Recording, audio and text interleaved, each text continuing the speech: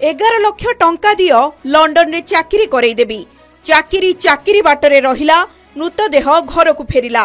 ठक ठकेई कला, पुणी धरा पड़िजिबा भयरे विमान बंदर रे हत्या कला।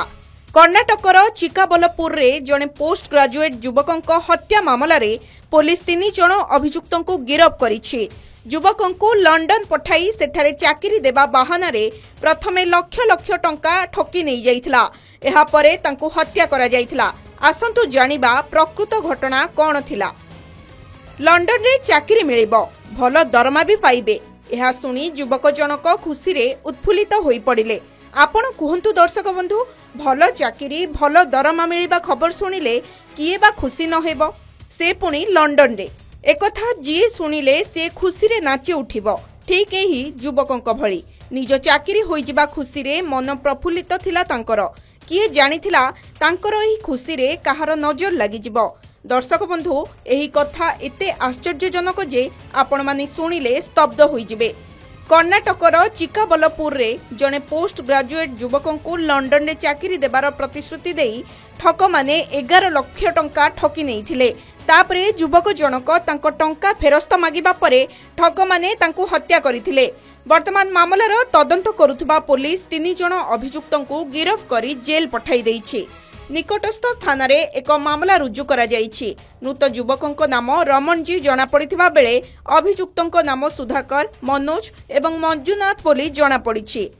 चिंतामणी तालुकर केम्पाडेनाहाली बगीचारे एक कूअरु एक मृतदेह मिलिथिला, जहा रमणजींकर बोली चिन्हट होइछि।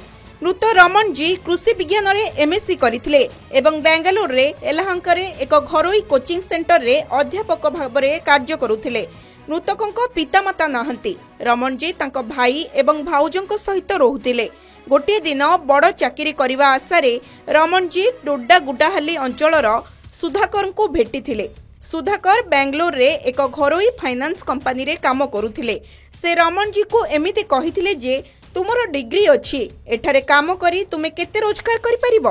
तुमे लंडन जाई काम कर, देखिबो लक्ष लक्ष टंका कमेइबो। सुधाकर रमणजी को लंडन रे चाकरी देबा ना रे 11 लाख टंका मागिथिले। रमणजी मध्य किछि विचार न करी सुधाकर को कथरे पड़ी गले एवं तांकु 11 लाख टंका देले।